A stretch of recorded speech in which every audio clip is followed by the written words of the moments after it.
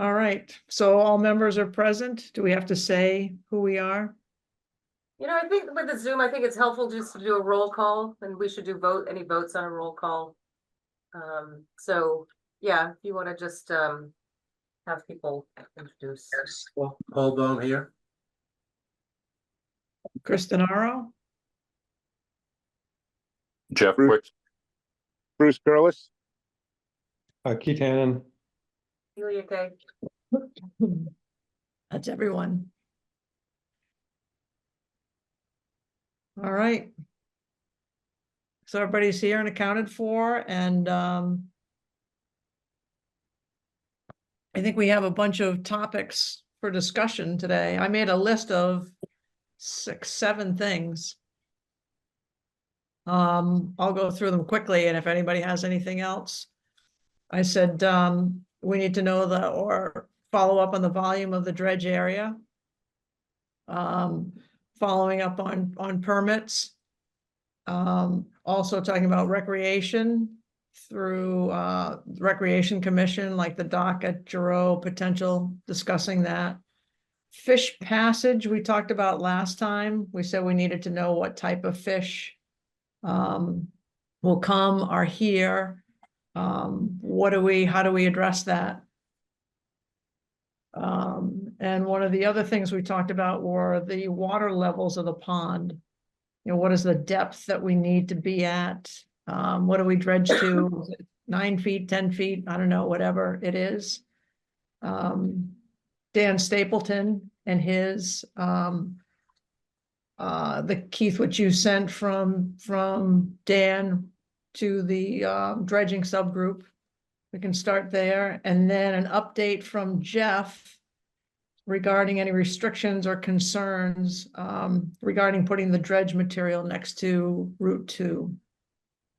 So that's what I basically have on my list. Anything else? I think that covers it. I think we probably want to start with public comment first before we jump into these. That's right.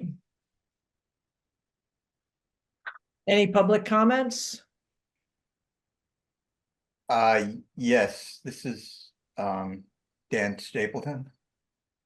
Hi, Dan. Hi, how are you? And I just Good. wanted to put my camera on, if I can figure out how to do that.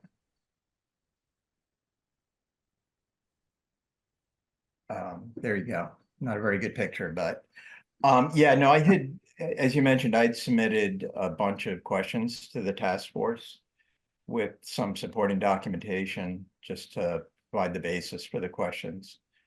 And a lot of those questions are quite relevant, I think, to the dredging alternative. But I will note there's also information that relates to the fish passage and the possibility of having a rock ramp naturalized fish passage, and how that was, I think, somewhat accounted for as a possibility even in the dam rehabilitation in 2007, 2008 for the auxiliary spillway. But I had one very specific question that relates to what the pond bottom elevation is. And I'm using the term elevation differently than depth. Elevation is to a fixed datum, and the datum for pretty much everything on this project that's relevant at this point has been NAVD 88. So that's North American Vertical Datum of 1988. So I did go back and check that all the plans from the dam rehabilitation through the dredge feasibility study, through the dredge bid package, and up into the current work by EA are all using the same datum. So there's not an issue of datum. And I had a request to, I guess, to NRD. CNR. What's that? CNR. CNR. Who? Our acronym is DNR. It's just starts. Oh, okay. Yeah. All right. I was going by the website, town website, so whatever. It was really a question to see if they could go back to EA and ESS to get some clarification. And I added that, I had submitted a bunch of stuff, 300 some pages, and then I supplemented, I just asked a very more specific question right on the website submittal form. So I could explain the reason for the question if you want, or you could talk about it, but I did put a fair amount of thought into it. And I do think it's pertinent for a couple of reasons, but first and foremost is what is the elevation of the bottom of the pond? It's my personal opinion is we don't really know that at this point. We have a lot of depth measurements, but there's some confusion on how those depths are translated to elevation. I'm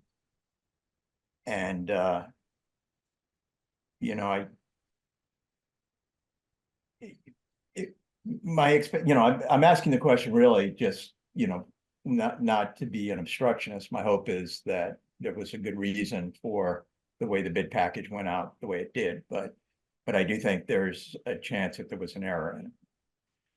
So I think that's worth Dan, I looking would at. agree with you 100% that question is relevant and needs to be answered. And I have reached out to EA when we got your comments. Maybe it wasn't right away.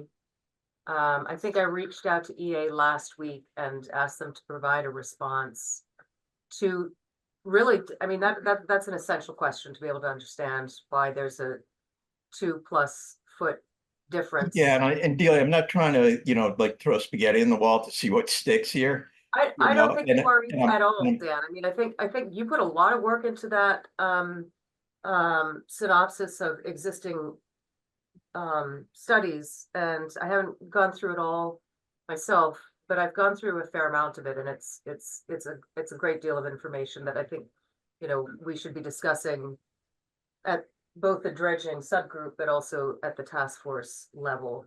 And that question about, the datum, EA needs to answer that question. I don't have. Yeah, and I just couldn't come up looking at the hydrology of the subwatershed and the hydraulics of the dam. I just couldn't really come up with a situation where they could have had that 116.5 So elevation. Dan, just as Paul Bohm here, just can you back up a little bit for us and for the people who are going to look at this recording? Can you explain the context for why the water elevation is important and the variation in water elevation is important in terms of the dredging plans? Yeah, so on one hand, it could be, it is somewhat relevant that the bid package went out because that triggered a lot of subsequent events. But I think going forward, even, putting that aside, just going forward to understanding what the dredging is important. So, you can sort of look at it from two perspectives. One is depth, right?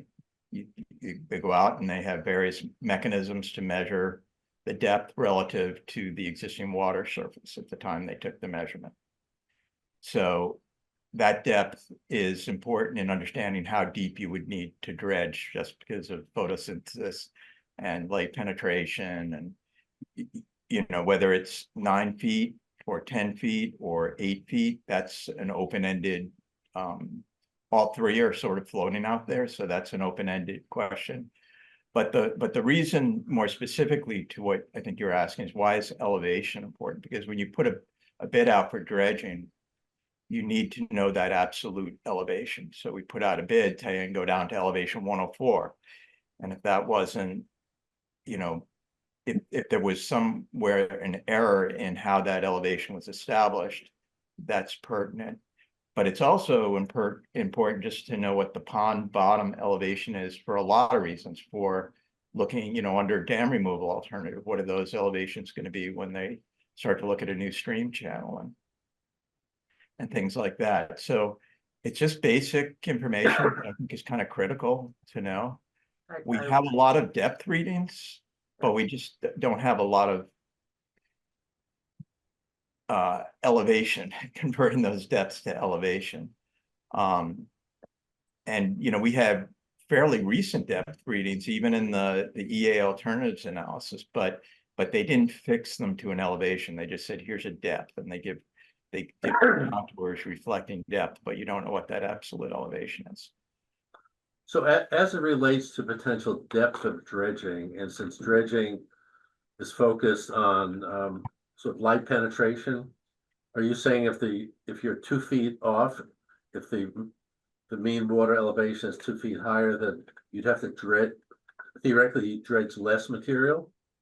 Well, I think, I think there's sort of the practical, I've been a little long-winded in answering this, but there's sort of the practical outcome of this, but I'm just starting with the very point that if you look at the dredge, the most detailed contours we have showing the pond bottom elevation are the ones that went out in the dredge plan.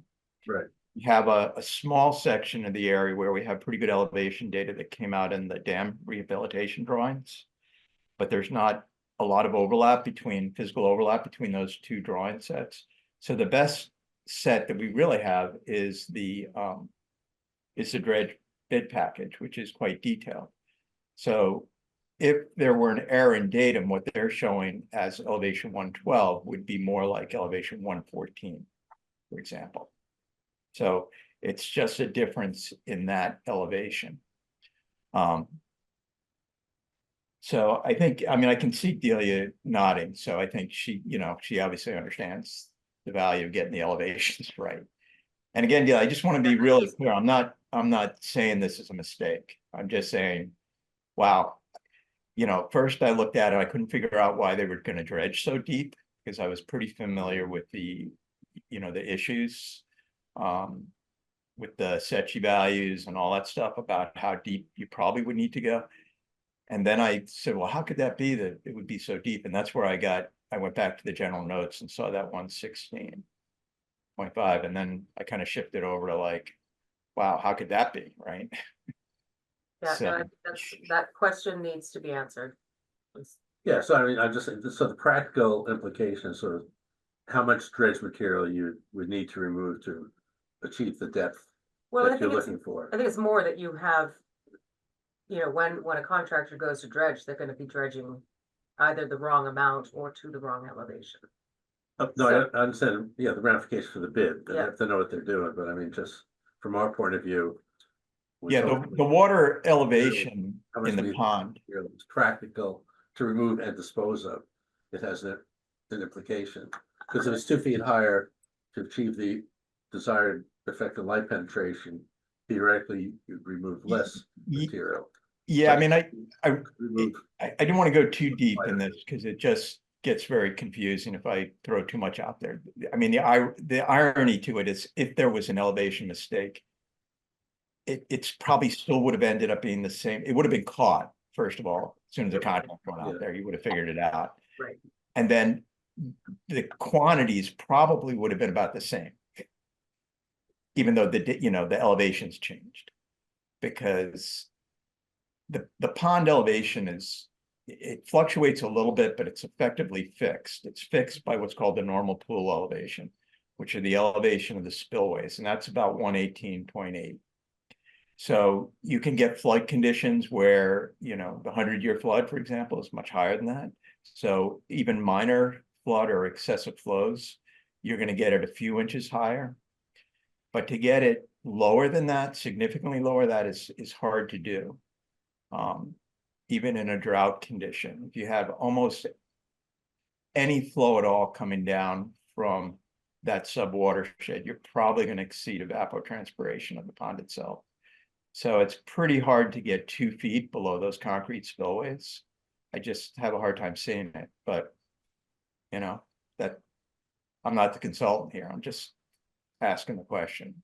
But I couldn't come up with a way where you could get a water level of 116. I thought maybe because it was frozen, you could get a weird thing with ice, but then they use the same number later on in September. Thinking, kind of feels like what happens when you sort of start out with the ecologists and then you shift over to engineers. There's always some gaps in there sometimes, So, but I will say it's very easy to find the water level because there's a fixed monument that the town owns that has been cast into the main spillway wall. And we know that elevation of that monument, so it's very simple to measure the water level in the pond at any given time. And if you go down there and see it over the spillway at all, any water in the Neshoba, the downstream Neshoba Brook, it's probably staying at an elevation of around 118.8. So I think just to get the question out there, and thank you for, pursuing that. Yeah, of course, Yeah, you too, so. I want to know as much as you do. But I think it's also gonna come out, I don't know, exactly what the town's gonna get with the dam removal, 30%, but I suspect it's gotta come out when they look at the new stream channel. I mean, it's a huge difference if that stream channel is coming down at over pond bottom at 112 versus 114. I mean, that's a huge difference. Yeah. So I think it'll come up some point here. Yeah. Anyway, well, thank you for giving me the opportunity to speak. I obviously have other things about it, but I think I'll stop there. Thank you. Yeah, thanks. So any other public comments for now then? Okay, I don't see any hands, so let's move forward. Thank you very much again, Dan. We appreciate that. So next, well, how about, does anyone have a preference for how we go? I'm thinking maybe the volume of the dredge area. Lead the way, Chris. Fine. Okay, what about so we talked about getting the volume of the dredge area. And Delia, you said you were gonna talk to EA about that. Any success? I did speak with EA and they are going to be preparing that information. And I think I've mentioned to this group, certainly to the task force, that as part of their dam removal design that we entered into before the task force was even being considered, we asked them to evaluate up to 5 additional alternatives. And this is going to be one of those 5 alternatives that they evaluate. So like with the side channel, that was one of them. And this will be an additional one. I don't have, and I tried to get it today. I don't have a time frame on when we are going to receive that. But I have a call scheduled with EA later this week. And so as soon as I get that information on the timeline, I'll let you all know. Right. So return to the volume of the disposal area. Right, So, exactly. So what we talked about at the Yeah, yeah. last meeting, yeah. So it's not truly an alternative, but Yeah. it's related to, It's related enough that they agreed to no, put it into that I understand it's a box. scope thing. It's a scope It's a thing, scope thing. Got exactly, it, got yeah. it. Good. So we're Good. not paying anything additional, I guess is the Good. point of that. That's Yeah. good. I think it's fair to consider it a dredging alternative. I mean, it would have been, placement locations are unique, so it is an alternative. Okay. Do they have a time frame for getting that answer? I'm sure they do, but I'm not aware of it. As soon as I know it, I'll relay it out.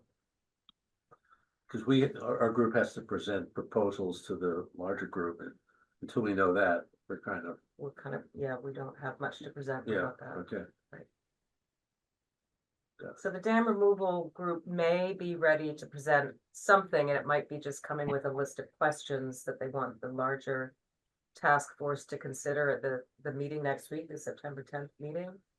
But nobody else has, well, we had a planning call today, Chris and Bill and CBI and Bert and me, and Bill and Bert are on the no action / short-term action, and they thought they may be ready, but they're having a meeting tomorrow. They're gonna sort of figure that out. So it may be that we're the last task force. I mean, But it's important. It's important to tell the task force is a key. This is a key parameter. Yeah.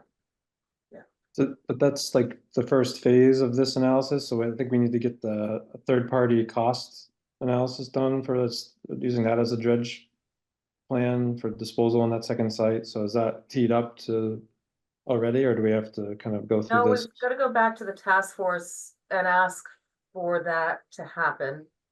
Okay. So we can, and I know Vicky was saying she wanted all of that to happen. Well, maybe not, maybe I'm misremembering that. But we haven't, I was thinking that we were going to get the information and then ask the task force to bless us going out. I have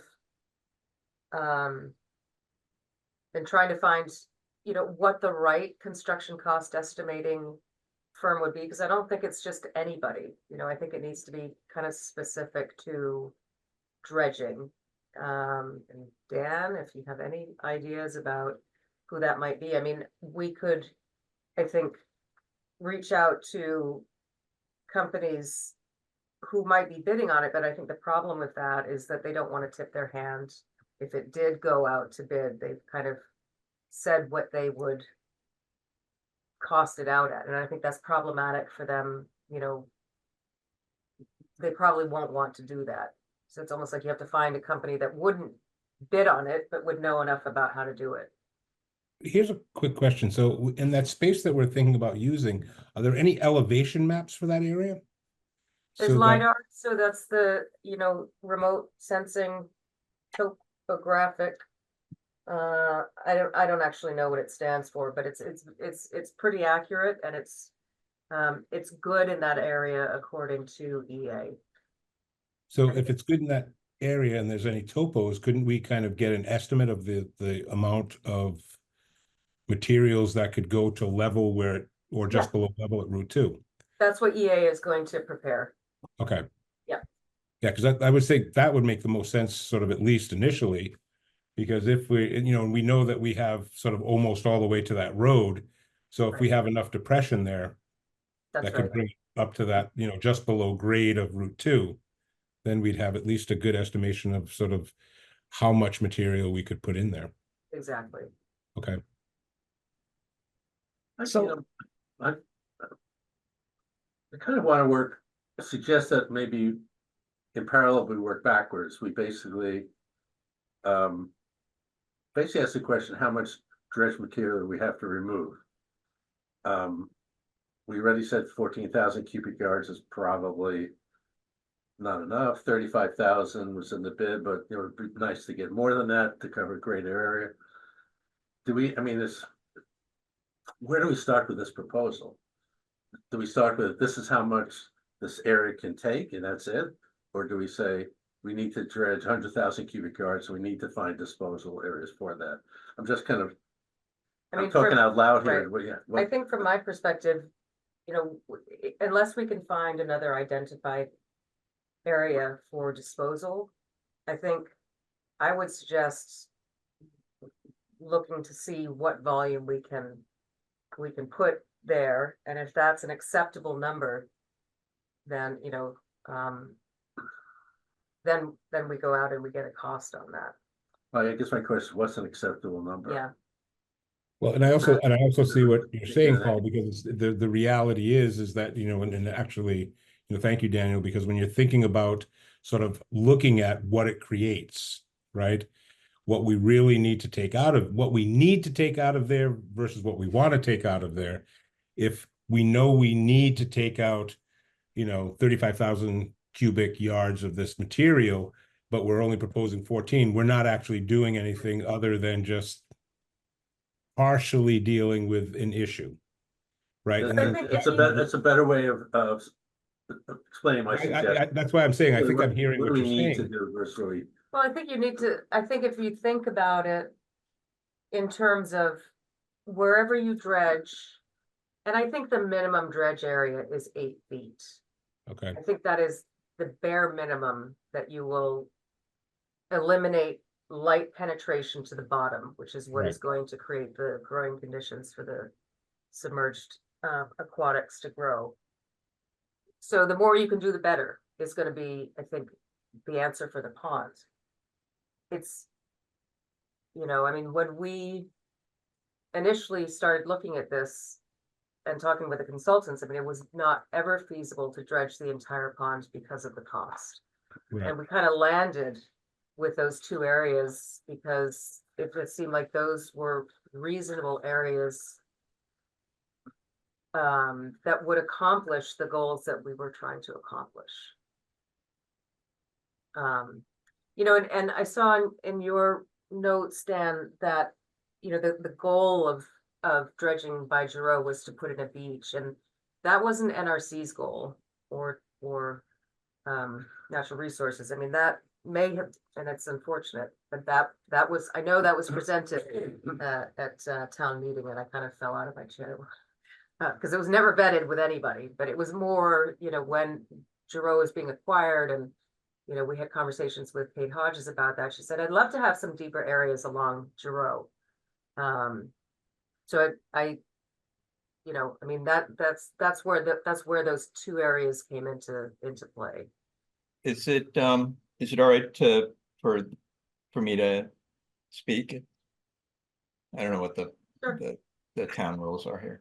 Yeah, no, I certainly wasn't hung up on swimming one way or the other, so it's probably, I think there are a lot of reasons to not go swimming there. But I will note that there is, I got a lot out of the 1999 reports, so I just want to put that out there.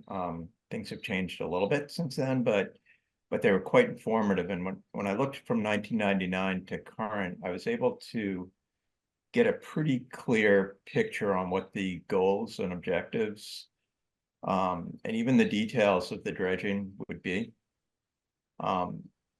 And, you know, to a certain extent, those fall out, that the western part of the pond is sort of gonna live as it is. And it's gonna continue to do what it's doing.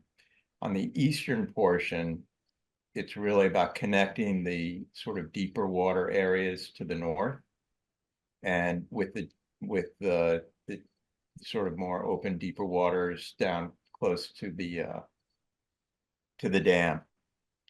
And then it becomes really just an issue of elevation, whether I do agree with Delia, 8 feet is about the bare minimum that you can go, so you're not looking at less than 18 feet.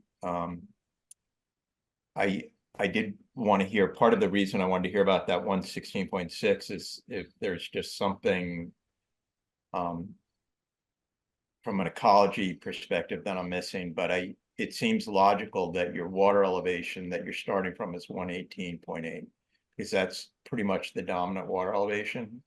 So if you go 8 feet below that, you're down around 111. So if you go 9 feet, you're down around 110. And that's where those elevations really start to become important. So you're really looking at the east side of the pond. You're connecting those areas to the north and south, and you're going to want to be like 110. You know, I mean, like Delia said, the deeper the better, right? But I think that's sort of your range. And then typically there's guidance for, you know, typical pond health that look at having a little zone around the island and around your shore, so that narrows it down a little bit further. So by the time you get there, you can almost sketch out a reasonable area for dredging, and a reasonable depth for dredging, and start backing out those volumes once you confirm what the pond bottom elevation is. What exactly are we looking at here? So this is, I just wanted to show you guys something that I thought was kind of cool. So we have near maps, which are very good resolution aerial photography, and it's flown like, I don't know, 4 times a year. And this one kind of is interesting because it shows, you know, so here's, here is, Neshoba Brook coming in. I think you're right, Dan. I think that was the old stream channel doing something like this. You can see it in earlier aerials a little bit better. Like I think that was the old stream channel here, right? Yeah, it's a sort of sidebar, but I've actually even refined it since I sent that submittal in, because I went back and looked at a whole chain of old USGS maps. So I think, yeah, but what's anyway. interesting with this is that you can see as the stream comes in, that it's, you know, this very braided system through here, but you can see a stream channel here. You might be able to say that there's one here, maybe, but there's definitely a channel that you could see. Right in there, yeah. Yeah, which is really cool, you know, and then it just, you know, sort of joins up in here and then gets pretty, you know, pretty. Where does that go to the north? Does it go to that deep spot? It kind of. Yeah, that channel along the east you were showing me, or does it just sort of form right there? Well, this is what I see. It does this and then it kind of gets lost in here. And this is Yeah. obviously the deep hole, but I don't know what it does in there. You know, and the other thing, as I think, you know, Dan, I'm sure you're aware, but you know, like this stream is in this current configuration and maybe 20, 30, 40 years ago, it wasn't, because it has, you know, an unrestricted floodplain that it can move in. And that would presumably be the case here too. You know, like if this were. Well, the meanders look pretty natural up there. Yes, they do. This, You see it in glaciers. yeah, I would imagine historically that before the dam, there'd be more meander. Yeah, Yeah. but it's just kind of cool to, there's, Yeah. I'm sorry, it's not really that relevant, but. It's Well, just, you know, it's actually is pretty, I'm quite familiar with near maps, so and they can be very powerful here. Yeah. And I hadn't seen this image before, but I mean, it's kind of perfect for the dam removal alternative. yes, for sure, it's you know? more, it's definitely Just more. trying to understand where that's going. Yeah, Um, so.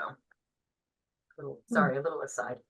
but the Again, biggest change I would just was between 1918 and 1940s when they filled a lot of that land in, which is now the cornfields. Mhm.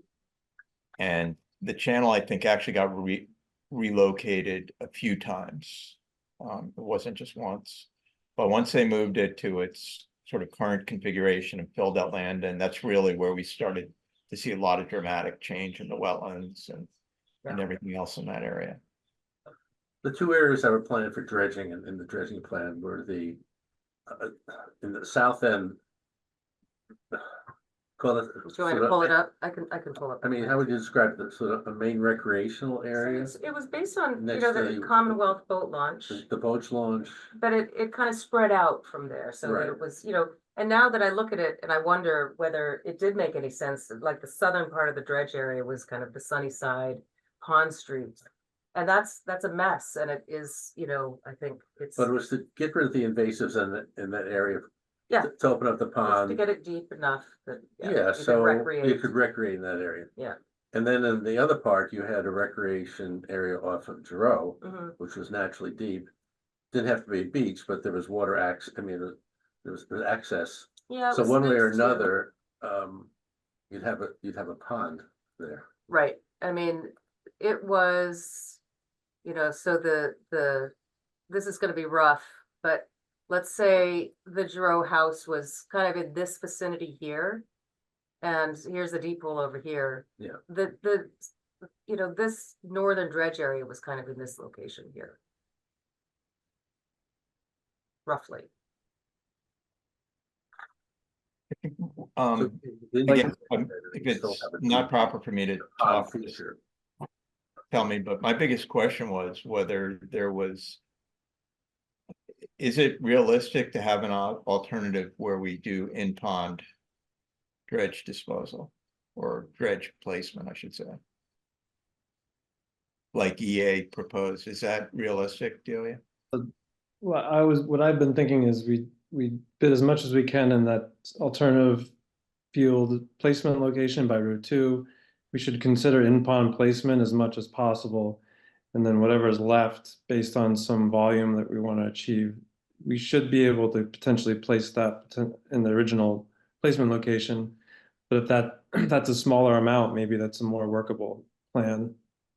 Because that's in, again, I'm just a member of the public here, but that to me seems to change the profile of the dredging alternative completely. Do moving If you sediment have- with ponds. Yeah, to place Yeah. it in the pond, it changes the whole cost profile of the project.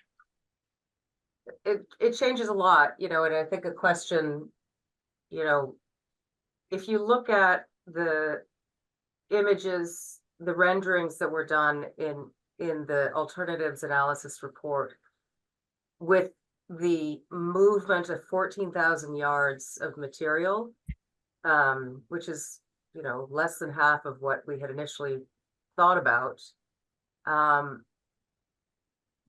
Your images don't look that different between dam removal and dredging and filling. And to me, what that indicates is that you don't have a lot of room left to put material. I mean, you could choose to put it in different places, you know, so where EA had proposed it was, you know, in this area here, which is already, you know, kind of gone. But, you know, it could go in here too. It could go in the deep hole, which I think would be a huge mistake, because it's like, You know, Yeah, I agree with that. so are you presupposing that the area that we have yet to get an answer from EA for disposal probably can't take 35,000 cubic yards? I'd be I surprised. think it's unlikely. I think it can take what EA said it could take, though. I mean, they didn't detail it, but I think they were getting pretty close to something that made sense in the alternatives analysis.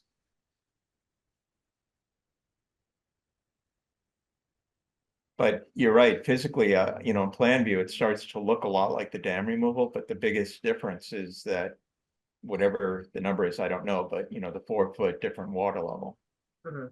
has a lot that you get with the dam versus not having the dam has a lot of implications for the wetlands, in my mind. And everything else, but on plan view, it starts to almost look like the same thing.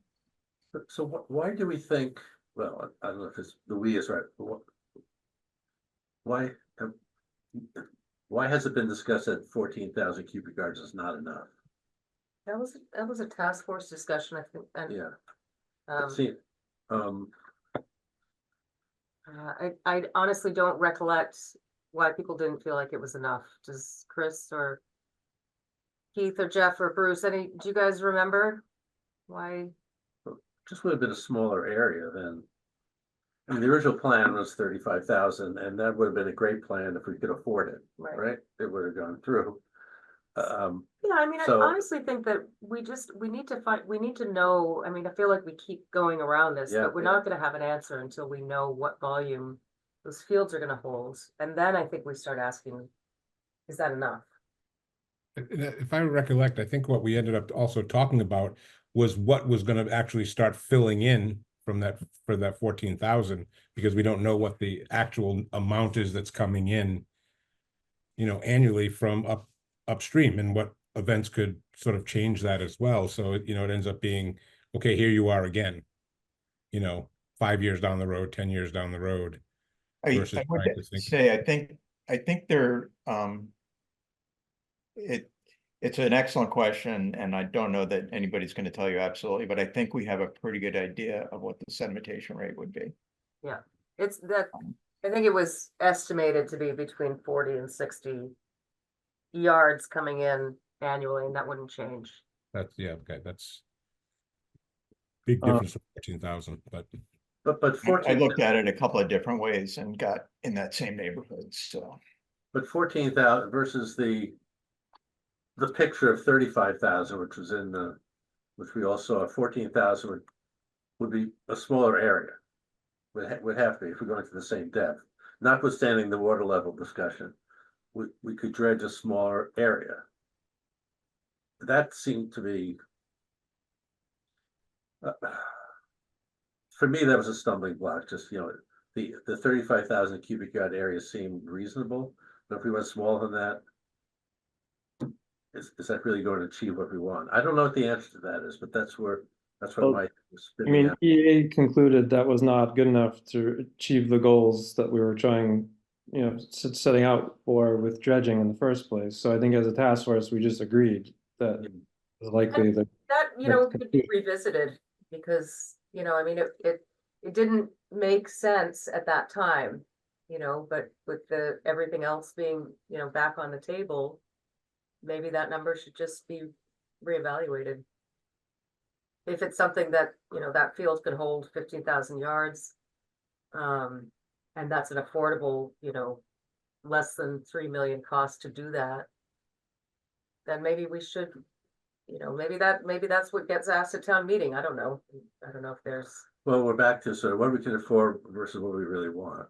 yeah, And maybe what we want is only what we can afford, and that's it.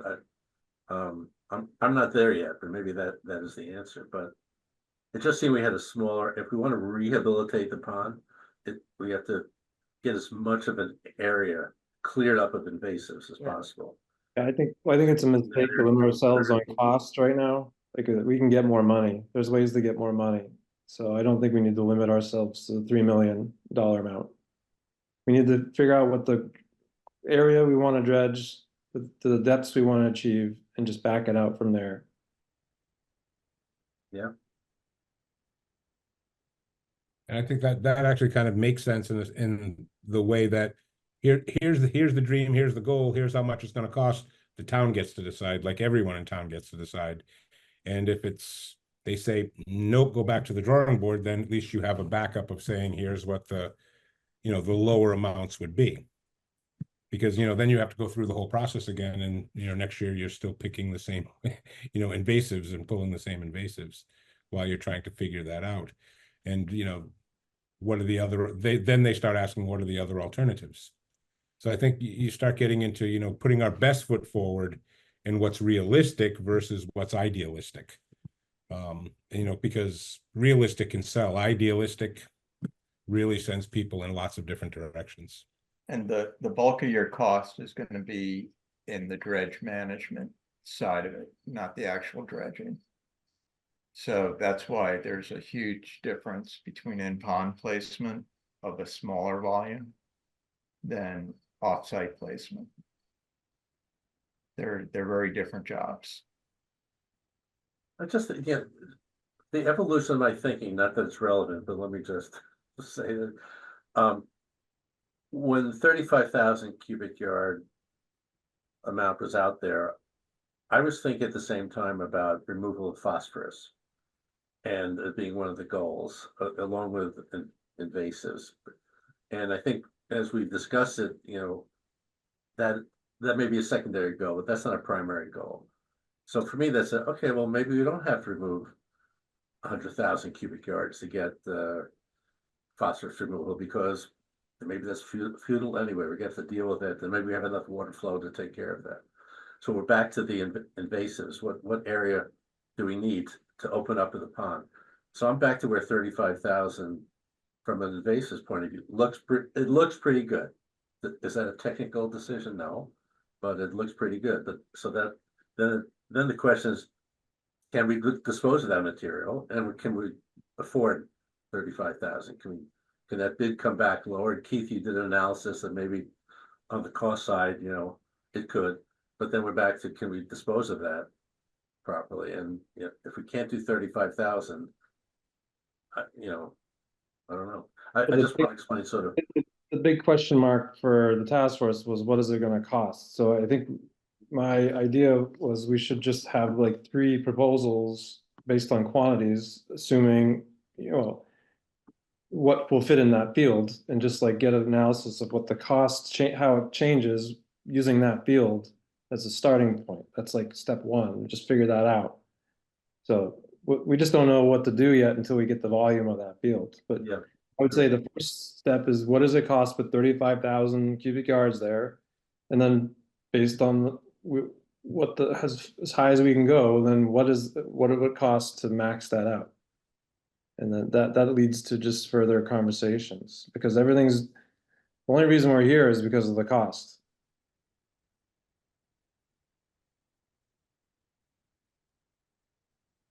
But I think I would recommend, as far as the field, is maybe doing a series of test pits to determine what the loam depth is, because that's really going to determine what you can place in that field. If you strip all that loam back and you put the dredging in there, you're going to need at least a minimum of 6 inches of loam to cap it. So, and actually, the more loam that we have there, probably the better off we will be, as far as quantities that can be placed there. Are you suggesting that if you had more than 6 inches of of loam that you strip off, you keep 6 inches worth to place back on top and then sell off the rest of the loam? Yeah, we'd reuse that loam somewhere else on the Reuse it somewhere. property. Okay. Yeah. That's a great point. And I'll make sure that. Well, I do know a guy who has a backhoe because I bought it for him a couple years ago. I can have him dig some test pits to see what we have there for depths. I think that'd be great. Thank you. Can I come out when you do it? Yeah, let me find out when Dave is available, then I'll let you know. Sounds good, thank you. And I don't know if anybody else on the task force wants to go out and check it out. Let me know. I'd love to go. Not interested in dirt. Okay, we've talked a lot about this, which is good. I think it bears a lot of discussion, but I know that there's a few other things that we have. And there's one additional thing that I didn't bring up, and we could talk about it at the end if we have time. But I would like to suggest that we visit some areas that have been dredged. You know, Ice House Pond, does anybody know how, it was about 25 years ago that it was dredged. Does Right. anyone know how deep, what the depth to dredging, what the dredge depth was for that? No. Because I looked at that on Near Maps today too, and it doesn't look great. And the same with Milford. And so either we can do a visit or we can talk about having, you know, some people who have been involved in those projects coming to talk with us. So we can talk about that at the end. I'm sorry to jump in, Chris. You Yeah, go. no, that's good. That would be good. So, so next then would be permits sounds like the next natural conversation. We had talked about that a little bit right today in our meeting. So we know that most of them have expired, I think all but one. And so we're in a situation right now that we don't know how much we're going to dredge or what we're going to do. And so I guess it would be important to know how long it would take, you know, to get permits and whatever. So as we put together our timeline of planning this and putting together our proposal. I mean, does that make sense to people? Yeah, I mean, I think, you know, from the standpoint, if nothing changes, if it's a 35,000 yard or less dredge in the same footprint or less than that footprint, the permits can be reissued with, you know, it would not take agencies, they would not re-review the project.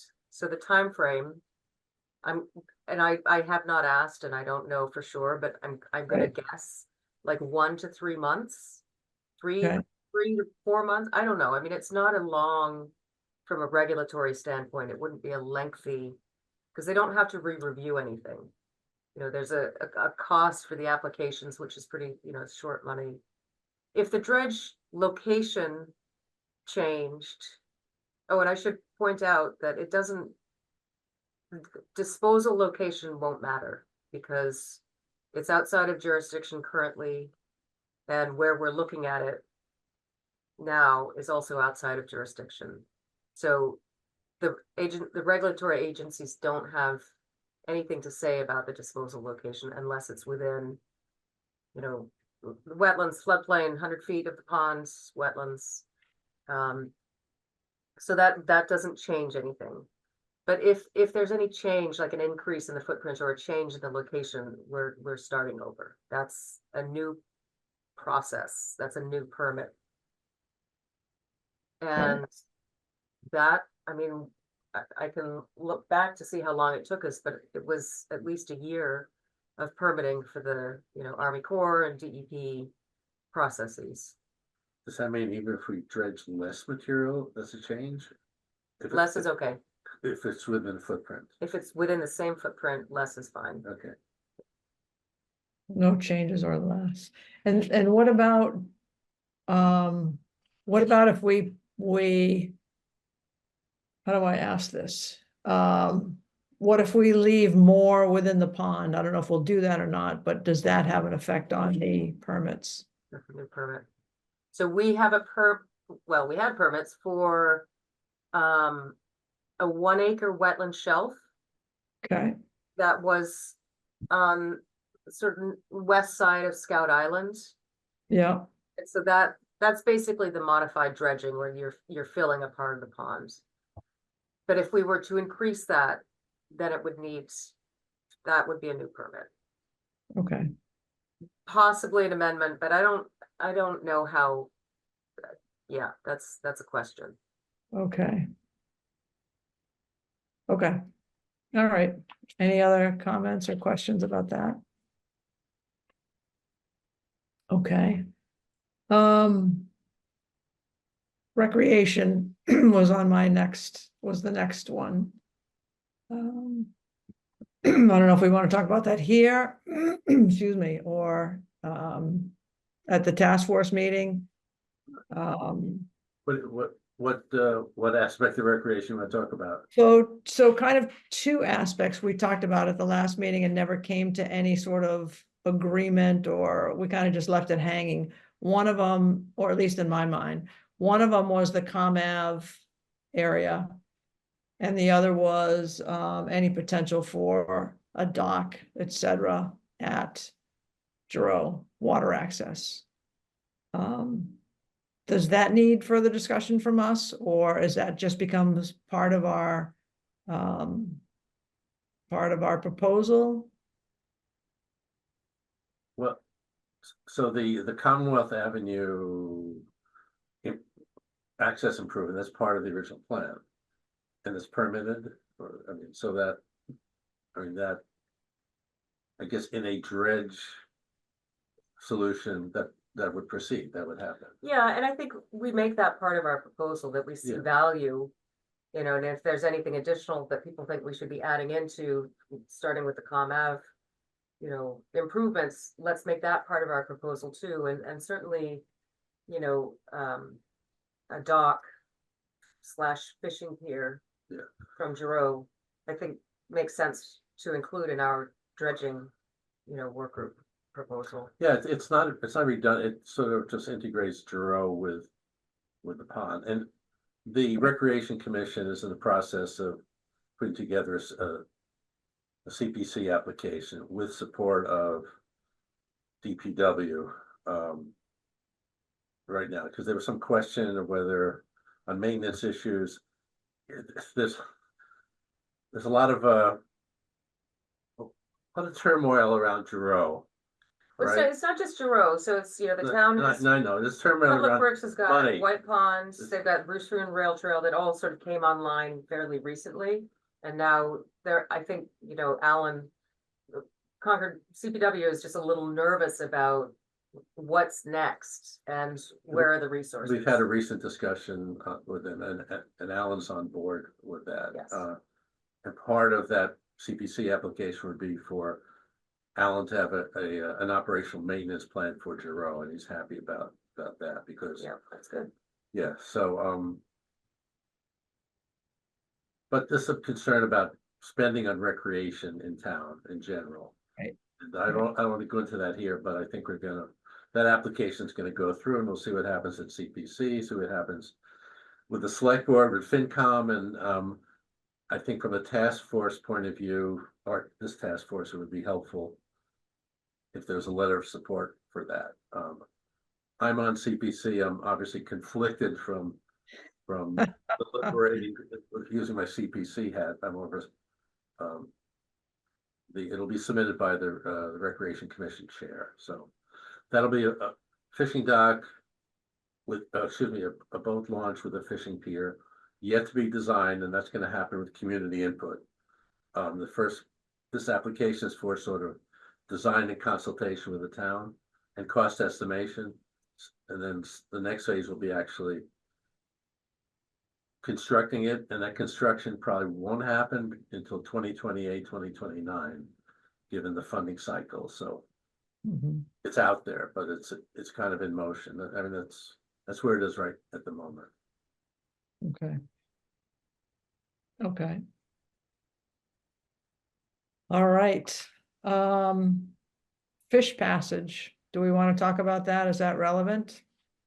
As far as, if we dredge, do we want some sort of fish passage accessibility at the dam? And if so, how do we do that? And what kind of fish are going to utilize it? What kind of fish do we think will utilize it? What fish are already there? I mean, those are the questions that we have talked about. For that one, I feel like if we have, a fisheries expert, either Brad Chase or the other guy, I can't remember his name now, but if they can come and speak to the task force, I think other groups are interested in that question as well. And I think there would be value in hearing from experts on that. Okay.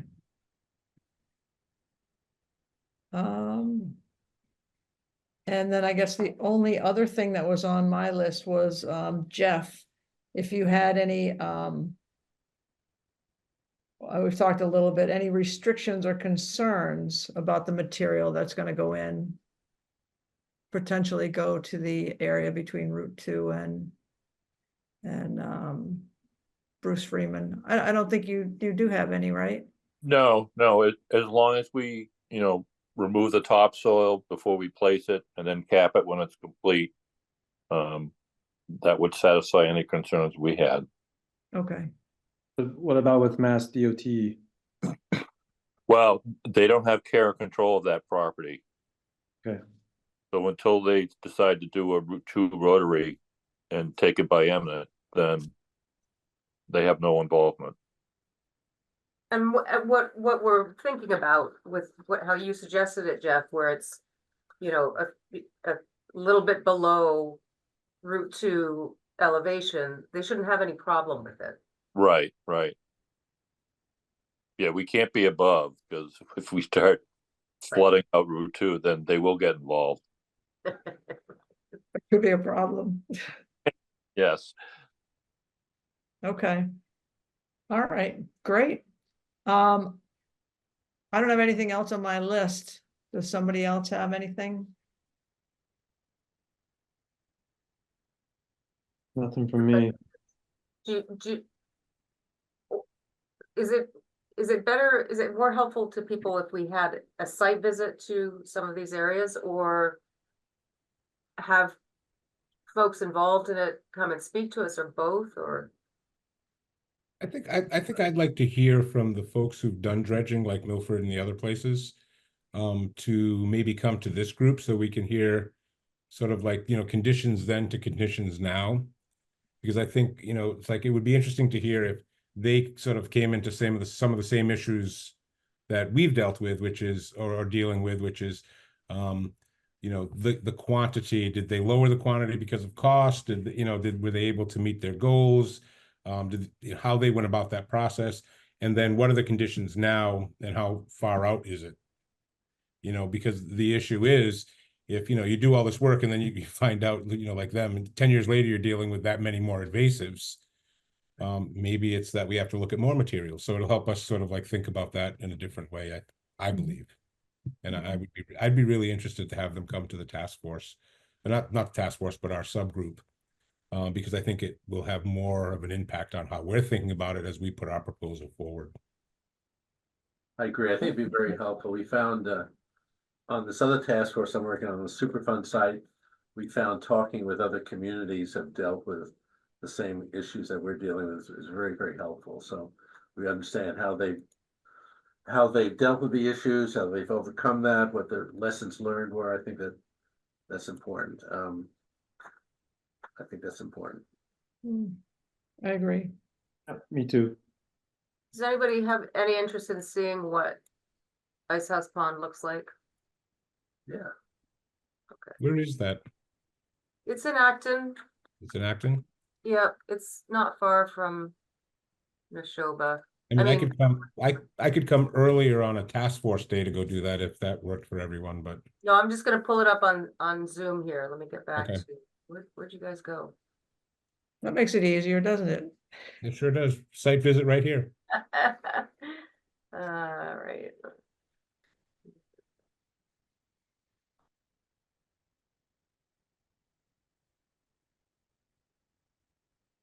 Hmm. So here is Ice House Ponds. This is in April. Sorry, my mouse is sticking.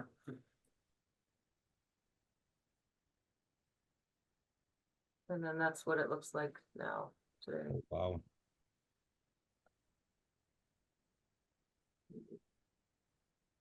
How much did they dredge? Do we know? That I am not sure. So this is kind of cool. So this is the current condition. And then, oh no, I guess I can't do that. Can I do that? No, Oh, yeah, look at look that. at that. Kind of April, and that's kind of what Warner's starts looking like. Is that water left or are those just plant? So this or is water vegetation? here, and Is- this is, is- I'm not sure what the vegetation is, but it's, you can see the stream channel. Wow, that's crazy. Yeah. That's almost like 50% of it Yeah, that's, or more. Yeah, that could be more than 50%. Do we know how much they dredged? I don't, but Tom Tidman, who I believe went in there with a bulldozer. I will reach out to him and see if he'll come and talk. Hmm, that would be good. And I don't know who, I can reach out, to see who might be in Milford. But it's a similar situation in Milford where it does not look good this time of year. Hmm. So if it's helpful, I'll throw together a couple of images just to send around to the group. We can look at those before they come. Yeah, that would be interesting to know more details about Ice House Pond, like how much do they dredge, how deep is it, and Exactly, right. Did they dredge enough? right. And Right. maybe it was just that half of the pond. Maybe it was just Right. the lower half. Well, the half that's not doesn't have growth. Yeah, Right, that's right. true. So, and I have no idea. So I think that would be helpful to understand that. A great example. Yeah, I think it's almost all water chestnut too. My God. Oh. Hmm. Okay, so I guess that's a yes then, right? Do we, anything else? Do we want to think about when our next meeting, I mean, we'll have a meeting again, our meeting next week on The the 10th. And I guess at that meeting, we can decide, hopefully I'll have heard from, Acton and Milford, and if we can. Well, do we want to figure out a meeting date for our next meeting that is outside of a task force meeting? Would that be helpful? Yeah, and it probably will be good to be before the next task force meeting after that. Right.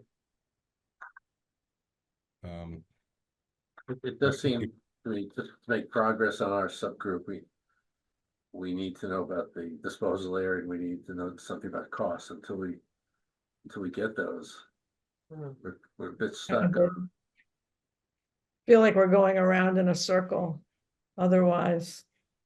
Yeah, that's very true. Yeah. Well, maybe we hold off on scheduling our next meeting. We can do that over email, and not violate open meeting law, but until I get a timeline from EA on when they'll have the information for Right. that alternate disposal location. Right.